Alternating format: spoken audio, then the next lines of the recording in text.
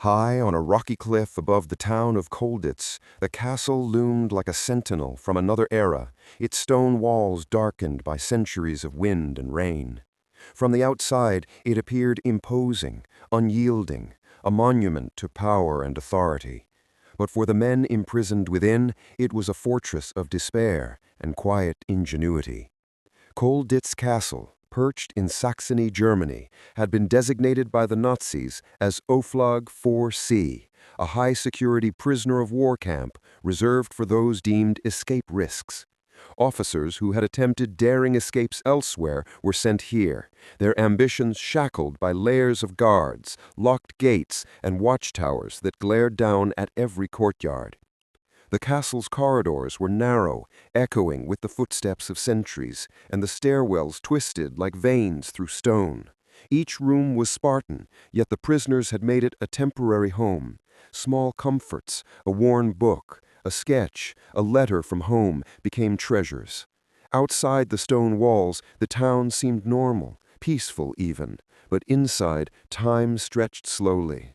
Days blended into nights under the constant supervision of armed guards, and the shadows of the castle carried whispers of plots, secret messages, and the occasional muffled laughter of men trying to maintain their sanity. Life in Colditz was a careful balancing act between obedience and rebellion. The prisoners followed routines, roll calls, meals, inspections, but they were constantly thinking, planning, observing. Every crack in a window frame, every slightly loose floorboard, every moment a guard looked the other way became a small opportunity. The camp's ingenuity, born of necessity, would later become the legend of Colditz. Tunnels carved in secrecy, disguised tools, messages smuggled under the noses of captors, and daring sorties under the cover of night. Among these men there were engineers, architects, carpenters, and dreamers. Some were soldiers who had fought across Europe, others were airmen who had parachuted behind enemy lines. All were united by a single goal: to reclaim their freedom. It was in this context that the idea of building a glider began, a seemingly impossible endeavor, whispered among a few trusted comrades, dismissed at first as fantasy. Yet for those who dared to imagine it, the glider was not just a machine, it was hope taking physical form, a symbol that even within walls designed to break the human spirit, ambition could soar. The plan required secrecy, precision, and patience. Every nail, every plank, every measurement had to be exact, but it could not be obvious. Guards were vigilant, inspections frequent, and the consequences of discovery severe. And yet, in the dim light of attics and abandoned storerooms, sketches were drawn on scraps of paper, calculations whispered during routine activities, and pieces of wood repurposed from beds, benches, and crates. It was a delicate dance, a game of wits against men who had mastered control, yet underestimated the ingenuity of those who had nothing left to lose but captivity. Outside, the winter wind swept across the cliffside, rattling windows and chilling the bones of prisoners in their small quarters. But inside, minds were alight with possibilities. They measured distances, debated angles, and imagined the moment when the glider would finally glide from the rooftop, carrying them beyond the watchful eyes of their captors. The castle, cold and unyielding, became both prison and laboratory, a place where courage and intellect were tested in equal measure. And so, beneath the shadowed towers and stone battlements, the story began, a story of ingenuity, bravery, and the relentless pursuit of freedom. This was not merely an escape plan, it was a testament to the human spirit. And in the quiet of the night, when the guards' lanterns cast long shadows across the floors, the first whispers of the Colditz Cock glider came to life, promising a daring flight that would echo through history. Inside Colditz Castle, life moved at a slow, relentless pace. Days began with the clatter of boots and the sharp voice of a guard calling roll call. The prisoners would line up, shoulders straight, eyes forward, counting each head under the watchful gaze of their captors. Meals were simple and repetitive, thin soups, hard bread, and the occasional smattering of potatoes, yet the men ate quickly, conserving energy for the long hours ahead. It was a life defined by routines, a rhythm that could lull even the sharpest mind into a false sense of security. But beneath that rhythm, the mind never rested. Every glance, every pause, every conversation was a subtle survey of opportunity. Some men passed the time with letters they were allowed to write home, describing life in vague terms, leaving out the tension and the planning. Others filled notebooks with sketches of the castle, notes on guard rotations, or ideas for tunnels and hidden passages. In these pages, the dullness of daily life was replaced by imagination, and imagination was the first step toward freedom. They studied each other, gauging trustworthiness, and slowly bonds formed, not just as friends, but as collaborators in an unspoken shared mission: escape. The prisoners were a mixture of nationalities, each bringing their own skills, habits, and attitudes. British officers with a stiff upper lip and a penchant for humor, even in dire situations, mingled with French pilots who carried an air of quiet sophistication and careful observation. There were Poles who had fought in campaigns across Europe and understood the necessity of patience and improvisation. Each man's experience shaped the group's dynamic, and slowly patterns emerged. Certain men could be relied on to move quietly in the corridors. Others were meticulous with measurements, and a few had the audacity to test limits, always just enough to avoid drawing suspicion. It was during one of these long afternoons, spent in the shadows of a quiet storeroom, that the idea first surfaced. A glider. At first it was a joke, a spark of impossible ambition whispered over a cracked window ledge. What if we could build something, fly it from the roof, someone muttered, almost afraid to speak it aloud. The others laughed nervously, shaking their heads at what seemed like fantasy. Yet that spark didn't die. In a place where the walls closed in, where every corner was watched, the idea took root, fed by desperation and ingenuity. Every day brought small victories that hinted at possibility. A loose floorboard here, a hidden storage nook there, bits of wood salvaged from broken furniture, nails collected from discarded crates. Nothing was wasted, everything was repurposed. The men learned to hide tools in plain sight, to carve measurements in secret on walls and beams, to communicate plans through subtle gestures and whispered phrases. The castle, designed to crush ambition, was slowly being transformed into a workshop of ideas, a testing ground for courage and intellect. Even the guards, disciplined and wary, were unknowingly drawn into the rhythm of this life. They saw men walking the corridors, quietly working on unknown tasks, and assumed boredom or routine. Little did they know that in every shadowed corner, plans were being drawn, calculations being made, and courage quietly steeled. The prisoners had learned that observation was survival, patience was power, and ingenuity was freedom's first step. Outside the windows, the winter light fell gray and cold across the castle courtyard. Inside, the men imagined flights, imagined the glider taking shape, imagined soaring over walls that had held them captive. They measured secretly, sketched in hidden notebooks, and whispered possibilities to each other in the quiet hours after lights out. Fear lingered, always at the edges, but so did hope, fragile, persistent, and growing. In the rhythm of daily life, the impossible began to feel like something that could, perhaps, be real. And so, behind the walls of Colditz, amidst the routines, boredom, and watchful eyes, the first real steps toward the Colditz Cock were taken. It was a story of men who refused to be broken, of minds working together in secret, and of the quiet defiance that would one day transform stone and wood into flight. By late autumn, the idea of a glider had moved from a whispered fantasy to something tangible. In the dim corners of the attic, hidden beneath tarps and loose floorboards, a small group of prisoners began to sketch designs on scraps of paper.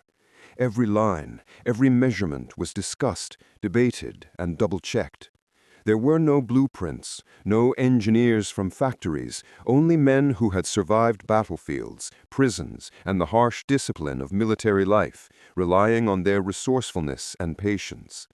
The men understood the stakes immediately.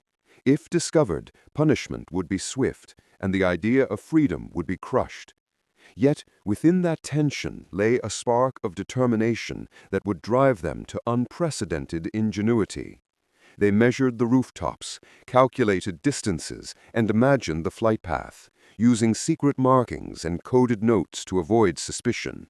Every scrap of wood, every discarded nail, every abandoned piece of furniture became potential materials for the glider. It was not just a technical challenge, it was a test of secrecy.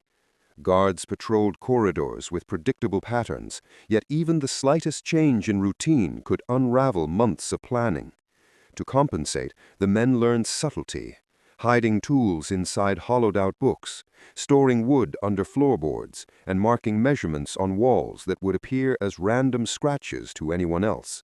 Their work was slow, meticulous, and unrelenting. It required patience, a trait many had honed through years of captivity. The first sketches were crude, but they captured a vision, a glider that could carry one man from the roof of Colditz silently over walls and into the forest beyond. They debated wing length, angle, and the strength of materials available to them. Some nights arguments flared over seemingly minor details, the weight of the fuselage, the balance of the wings, or the durability of the fabric covering.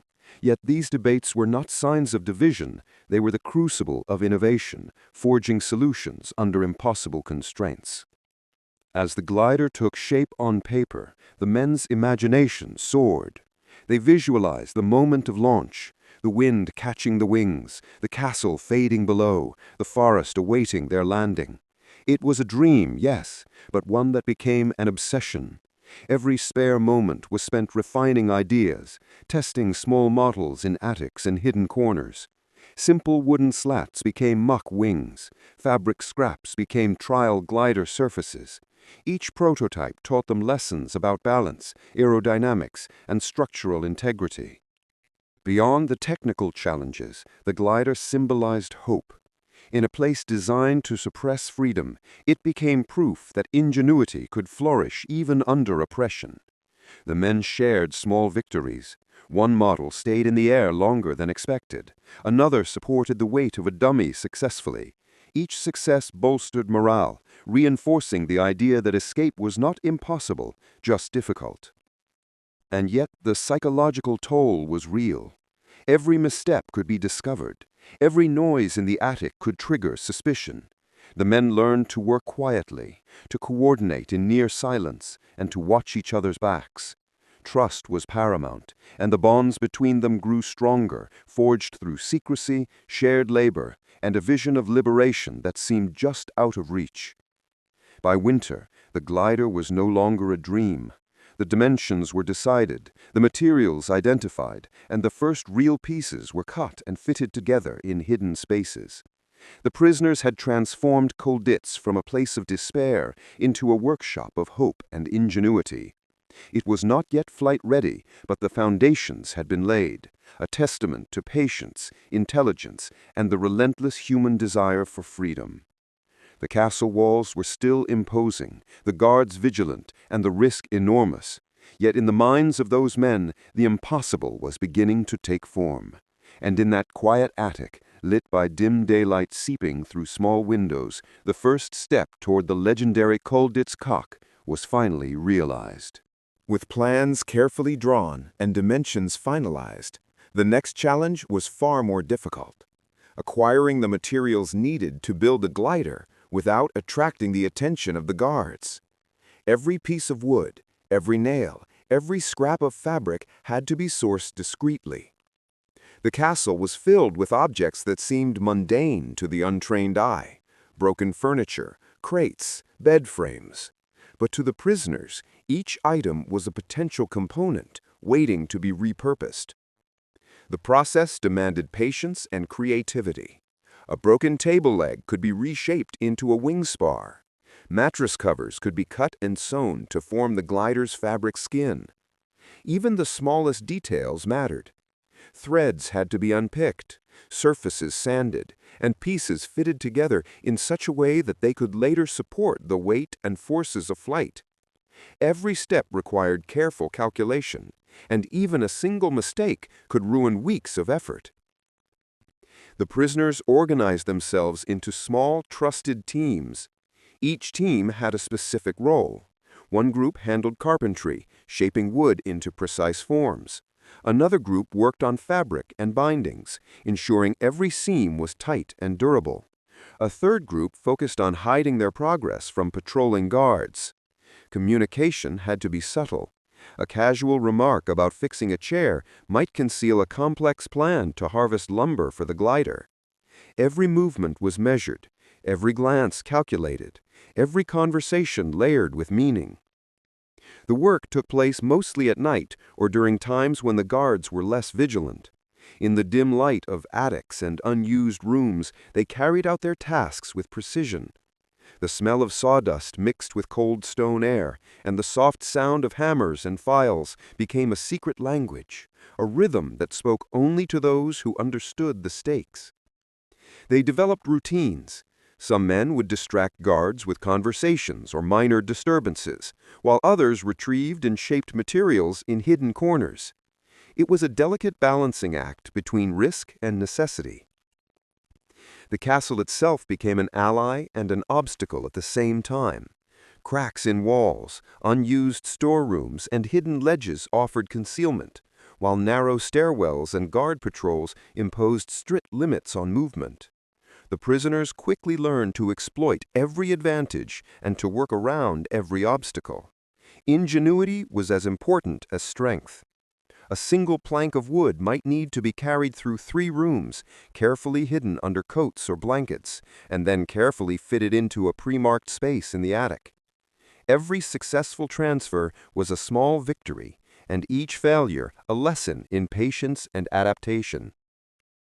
As the weeks passed, the glider began to take shape in hidden attics and unused wings of the castle.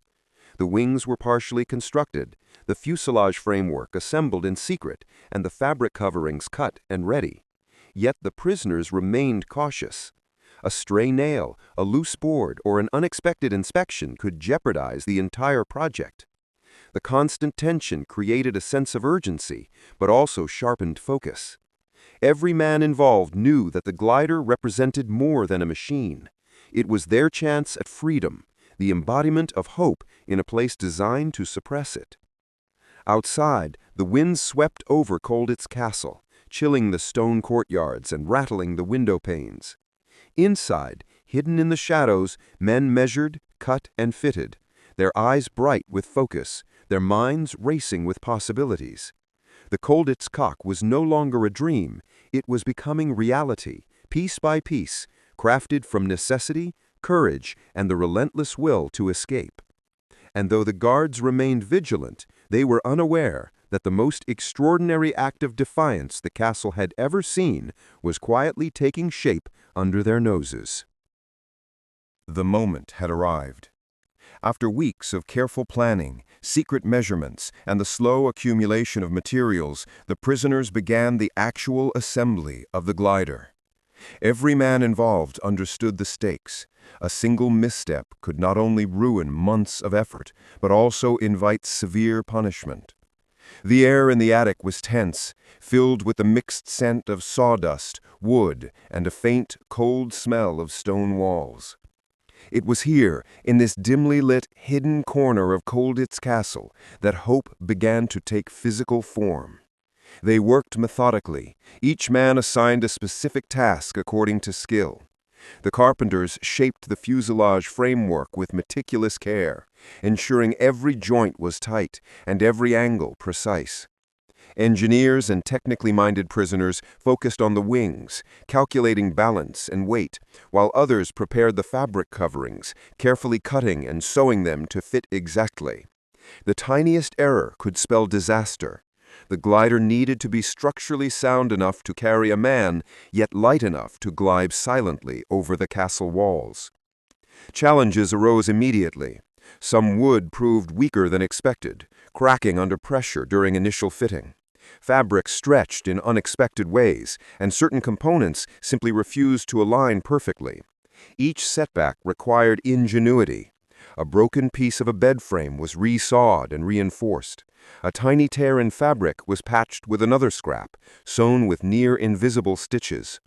Every obstacle demanded patience, creative thinking, and collaboration. Even in captivity, the prisoners displayed the same problem-solving skills that had allowed them to survive on the battlefield. Secrecy was a constant concern. Guards patrolled at irregular intervals, and any suspicious noise could bring discovery. The men developed a rhythm to their work. They would stop at the slightest hint of someone approaching, conceal pieces of the glider beneath tarps or in hidden nooks, and resume only when they were certain it was safe. At times, whispers replaced conversation, gestures replaced speech, and every movement had to be calculated. The tension was exhausting, but the reward, the promise of flight and freedom, was worth it. As the fuselage began to take shape, the wings were attached, their skeletal forms resembling birds ready to soar. The men tested each joint, each seam, ensuring that the glider would withstand the weight and the force of liftoff. Small prototypes and models had provided guidance, but nothing could fully replicate the final assembly. Mistakes were costly, but lessons were immediate, and each correction brought the machine closer to its intended perfection. During construction, the prisoners also maintained their daily routines, roll calls, meals, and inspections, blending their extraordinary project with the ordinary demands of prison life. It was a delicate balancing act, requiring mental stamina as much as physical labor. They moved in shadows, shared knowing glances, and supported one another through frustration, fatigue, and fear. This teamwork was essential.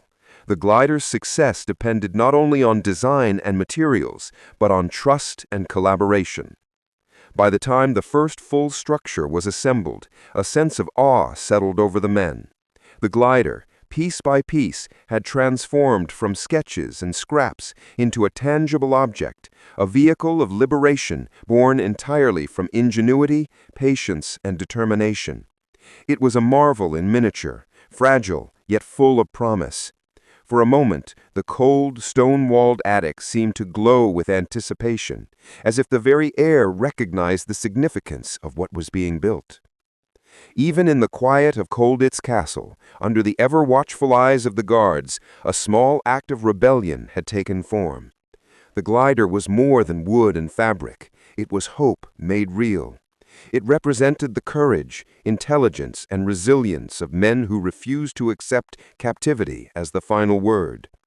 And as the prisoners paused to admire their work, carefully hiding it from prying eyes, they allowed themselves the briefest smile of satisfaction, a silent acknowledgement that they were one step closer to freedom.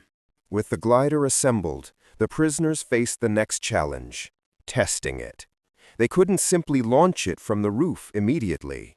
The stakes were too high, the consequences too severe. Each adjustment, each trial had to be conducted in secrecy, with meticulous attention to detail. The glider had to be light enough to lift off, strong enough to carry a man, and balanced perfectly to ensure a smooth glide. Every error could mean failure, or worse, discovery. The first tests were simple and cautious.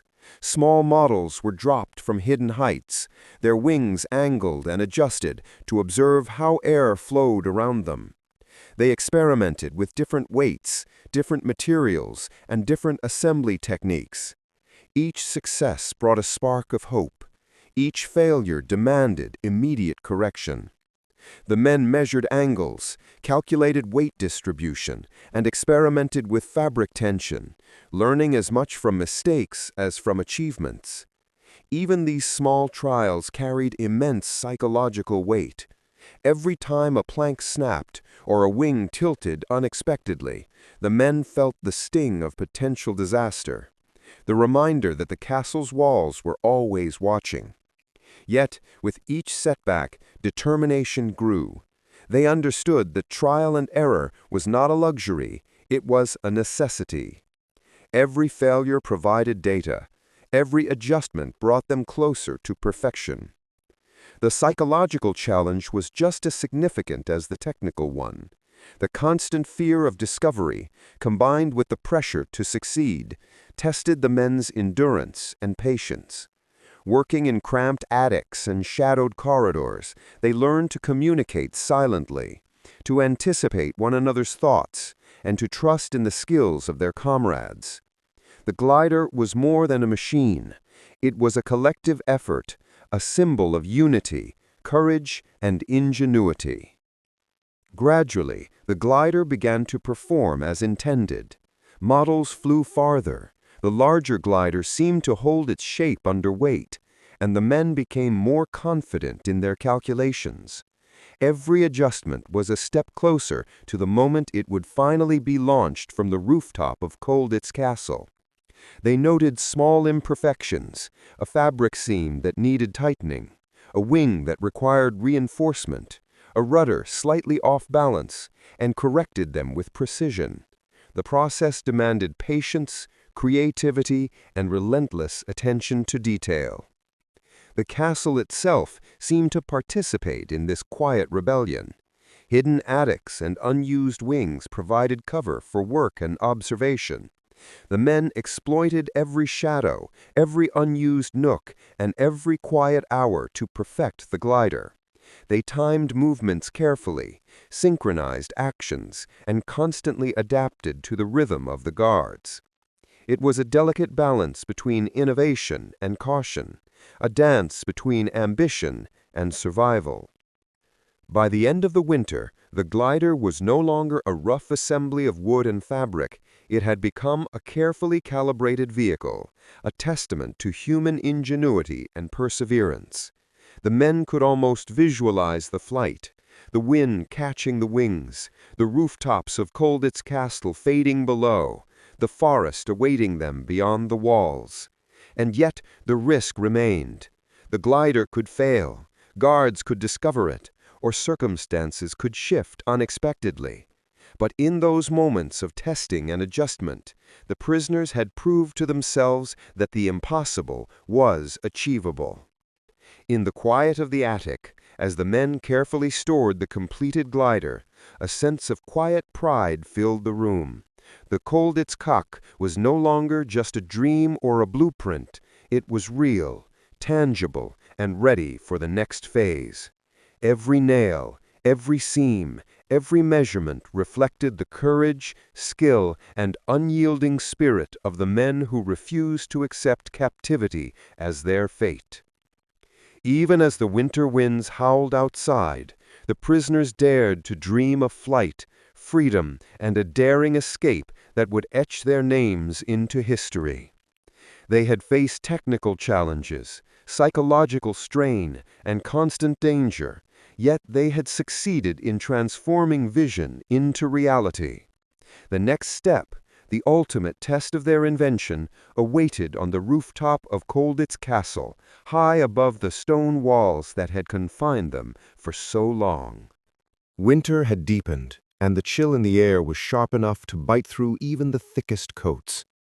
Inside Colditz Castle, the prisoners had completed their work in secret, and now the time had come for the most daring stage yet, moving the glider to the rooftop. Every man involved felt the weight of history pressing on their shoulders, tempered by the thrill of a plan that had been months in the making. The attic had been a workshop, a hidden world where wood, nails, and fabric were transformed into hope. But the rooftop was another matter entirely. The glider was large and unwieldy, and the narrow stairwells and corridors leading to the top required careful navigation. Every movement had to be silent, precise, and perfectly timed. A dropped plank, a misstep, or the wrong noise could reveal everything, and the consequences were unimaginable. Teams were carefully organized. Stronger men lifted the heavier sections, while others guided the glider's wings and frame through tight corners. They moved in near silence, communicating with subtle gestures and quick whispered words. Every second mattered. The guards' patrols were unpredictable, and even the slightest miscalculation could lead to discovery. But the men had rehearsed these movements countless times in their minds, imagining every possible obstacle and memorizing every step. The castle itself seemed to challenge them. Narrow staircases forced them to tilt and pivot the frame at awkward angles. Low beams threatened to snag fabric or bend a wing spar. Every corridor was a potential trap, every shadow a possible observer. Yet despite the physical strain and mental tension, the prisoners pressed forward, driven by a combination of adrenaline, skill, and the unyielding desire for freedom. As they reached the rooftop, a new set of challenges awaited. Colditz's stone parapets were high and steep, the winds biting and unpredictable. The glider needed to be positioned precisely to ensure a smooth launch, and the men had only a few minutes of calm before the gusts of wind could destabilize the craft. They worked with careful synchronization, adjusting the fuselage and wings, reinforcing joints and securing fabric, all while maintaining absolute silence. In these moments, time seemed to stretch. Every detail was amplified. The creak of a rope, the whisper of fabric, the distant echo of a guard's boots. The men's hearts raced, yet their movements were deliberate, practiced, and precise. They understood that hesitation or panic could undo months of preparation. The rooftop became a theater of discipline, courage, and ingenuity, where each action carried the weight of potential triumph or failure. Finally, the glider was in position. From its perch on the roof, it looked both fragile and magnificent, a testament to human skill and determination. The men stepped back, surveying their creation, checking every joint, every seam, every angle one last time. The cold wind whistled around them, carrying the scent of stone and frost, and for a moment the danger, the tension, and the months of secret labor seemed to crystallize into one singular electrifying moment. The prisoners shared quiet nods, a silent acknowledgement of the courage that had brought them here. In that instant, the glider was no longer just a machine. It was a promise of freedom, a symbol of defiance against the walls and guards that had held them captive. Each man felt the mix of fear and anticipation, knowing that the next steps would test every lesson learned, every ounce of patience, and every bit of ingenuity that had gone into the project. The rooftop preparation was complete, but the true test, the flight, lay just ahead.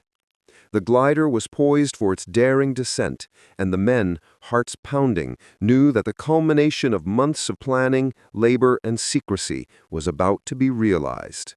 Above the stone walls of Colditz, amid biting winds and looming danger, hope had taken physical form, ready to soar toward freedom. The day had arrived. Months of secrecy, planning, and painstaking construction had led to this moment, the moment they had dreamed of through endless nights in captivity.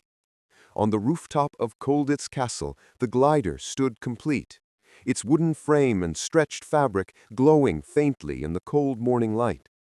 It looked fragile, yet magnificent, a silent promise of freedom made real by the hands of men who had refused to give up. The air was sharp, the kind that bit through wool coats and rattled nerves. Below, the courtyard was still. The guards, oblivious, went about their routines. Above, the chapel attic had transformed into a workshop of miracles. Every screw, every rope, every scrap of wood had been scavenged, shaped, and hidden under the noses of their captors. And now, against all odds, the dream stood ready. The chosen pilot stepped forward, calm, focused, his breath fogging in the cold air. His comrades checked the lines and joints one last time. Each man knew this could be their final act of defiance. One mistake, one loud sound, one careless move could bring the Germans storming in. But fear was no longer part of the equation. They had come too far to feel it now. With deliberate care, they lifted the glider and moved it toward the narrow opening at the edge of the roof. The launch ramp, a precarious contraption of tables, planks, and rope, looked impossibly small, yet it was their runway to freedom. The wind howled through the stone corridors, carrying with it the scent of frost and the faint echo of artillery from distant battlefields. The war outside was closing in. They secured the final cable, tightened the release rope, and looked at each other in silence. There were no words left to say. Each man knew what this meant. Not just escape, but defiance against everything Colditz represented. And then the sound that froze them all, the faint but unmistakable rumble of artillery in the distance. It was growing louder, rolling through the valley like a storm. Someone whispered, "They're coming." Within hours, news reached the camp. The Americans were advancing fast. German officers were panicking, radios crackling, orders shouted through corridors. The prisoners exchanged quick, uncertain glances. The war, the very thing they had tried to escape, was now crashing through Colditz itself. The men rushed to cover the glider with tarps and blankets, hiding it beneath boards and sheets. They couldn't risk discovery, not now. The sound of gunfire drew nearer. The tension that had once been focused on flight turned into something else entirely. The realization that freedom might come not through the air, but through the chaos of liberation. By evening, they gathered one last time in the attic, the glider lying in shadow. No one spoke. The craft stood there, perfect and ready, like a bird waiting for the wind that would never come. One of the men rested his hand on the wooden frame and whispered, "She's ready, but the war's ending." Outside, Colditz Castle trembled with the distant thunder of approaching tanks. Inside, the glider waited, silent, untouched, and full of promise. It would never take flight, but it had already achieved what it was meant to. It had proven that even in the darkest confinement, the human spirit can still find wings. The glider had flown, at least in theory. But the truth is, the Colditz Cock never took to the skies. As the war drew to a close in 1945, just days before the prisoners planned their daring escape, American troops were advancing rapidly across Germany. Gunfire echoed in the distance, and the guards at Colditz Castle began abandoning their posts. The prisoners knew liberation was near, and so the glider, the secret they had guarded with their lives, remained hidden in the attic, untouched, untested, yet perfectly ready. When Allied forces finally stormed Colditz, the prisoners revealed what they had built. The soldiers, stunned and speechless, climbed to the top of the castle and saw it. The wooden wings, the rope pulleys, the seat, the hand-carved controls. Every inch told a story of patience, intelligence, and hope. The Americans couldn't believe it. Engineers examined it and confirmed, yes, it could have flown. The glider was structurally sound, perfectly designed for the short flight needed to clear the castle walls and reach the forest below. The prisoners had done the impossible. They had built a functioning aircraft inside a Nazi prison using nothing but scraps, stolen tools, and imagination. In the years that followed, the Colditz Cock became one of the most legendary escape stories of World War II, not because it succeeded, but because it could have. The glider was a symbol of something deeper, human defiance in the face of oppression. It proved that even when locked behind the highest walls and under the harshest rule, the human mind can still find freedom. Decades later, in 1999, a team of British engineers rebuilt the Colditz glider using the original blueprints. They took it to the air, and it flew beautifully. For a few glorious seconds, the dream of those prisoners finally became real. The glider may never have escaped Colditz during the war, but its spirit did. It soared beyond those stone walls, beyond history itself, a reminder that freedom is not just about running away, it's about never giving up the idea that you can.